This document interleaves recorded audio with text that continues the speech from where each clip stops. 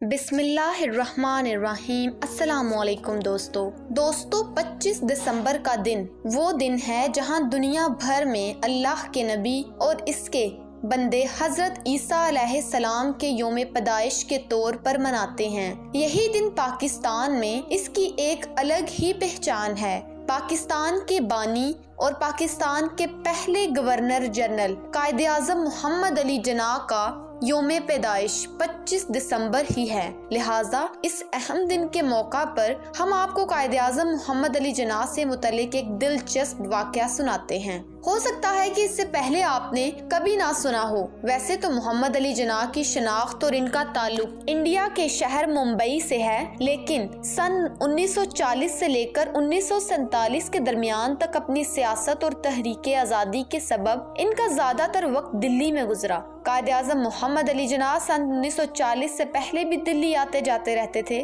اس دوران وہ دلی کے ایک انٹیریل ہوٹل میں ٹھہرا کرتے تھے جو ان کے مزاج کے مطابق تھا۔ سن 1939 کے دوران قائد اعظم محمد علی جناح نے دلی میں اپنا مستقل ٹھکانہ بنانے کا فیصلہ کیا، کیونکہ بڑھتی ہوئی سیاسی ذمہ داریوں کے باعث ہوٹلوں میں رہنے سے بات نہیں بننے والی تھی۔ ان کے لیے بنگلے کی تلاش شروع ہوئی۔ کافی تلاش کے بعد اورنگزیب روڈ پر واقع ایک بنگلہ دیکھا اور اسے خرید لیا گیا، جس کا رقبہ تقریباً 2 ایکڑ کے قریب تھا۔ یہ روڈ آج APJ عبدالکلام روڈ کے نام سے واقع ہے۔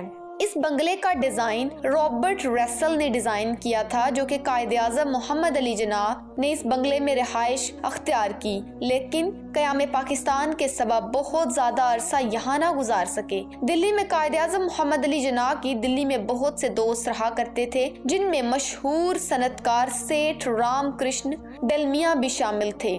اور رام کی بیٹی بتاتی ہے کہ میرے والد رام کی قائد اعظم محمد علی جناح کے ساتھ بہت قریبی تعلقات تھے اور ہمارے اکبر روڈ اور سکندری روڈ پر واقع بنگلے میں آیا کرتے تھے۔ انہی وجوہات کی بنیاد پر قائد اعظم محمد علی جناح نے پاکستان جانے سے پہلے اپنا بنگلہ تقریباً 2 لاکھ روپے میں سیٹھ ڈالمیا کے ہاتھوں فروخت کیا، بلکہ یہ دونوں بہت گہرے دوست تھے۔ پھر بھی قائد اعظم 2 لاکھ روپے سے کم پر فروخت کرنے پر تیار نہیں ہوئے۔ ہمیشہ کے لیے دلی چھوڑنے اور پاکستان جانے سے ایک دن پہلے سیٹھ ڈلمیا نے سکندر روڈ پر بنگلے پر قائد اعظم کو کھانے پر دعوت دی، اور اس دعوت میں قائد اعظم کی بہن محترمہ فاطمہ جناح بھی شامل تھی۔ کیونکہ قائد اعظم ہمیشہ کے لیے پاکستان جا رہے تھے تو ان کی یہ آخری ملاقات تھی، اس لیے سیٹھ رام کرشن ڈلمیا نے اور ان کی بیگم نندنی ڈلمیا بہت زیادہ اداس تھے۔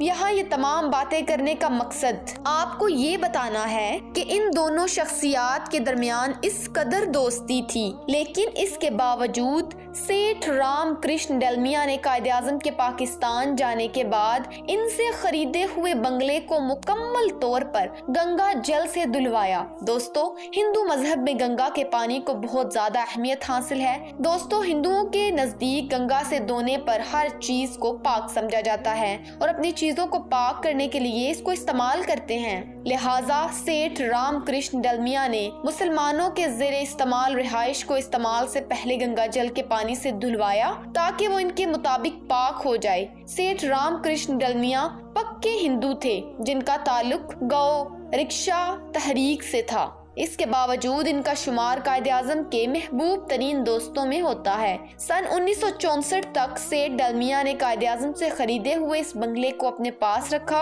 اور پھر نیدرلینڈ کی حکومت کو فروخت کر دیا۔ اس کے بعد اس بنگلے کا استعمال نئی دلی میں نیدرلینڈ کے سفیر کی رہائش کے لیے ہوتا رہا۔ اس بنگلے میں ایک drawing room, 5 bed meeting room اور بار وغیرہ شامل تھے۔ آج انڈیا میں اس بنگلے کی قیمت سینکڑوں روپے لگائی جاتی ہے۔ بھلے ہی اس بنگلے پر نیدرلینڈ کی حکومت کا پرچم لہرایا ہوا ہے، لیکن دلی میں یہ بنگلہ آج بھی قائد اعظم محمد علی جناح کے نام سے ہی مشہور ہے۔ دوستو، اگر آپ کو ہماری یہ ویڈیو پسند آئی ہو تو ہمارے چینل کو سبسکرائب کیجیے گا اور ویڈیو کو لائک ضرور کیجیے گا۔ اللہ حافظ۔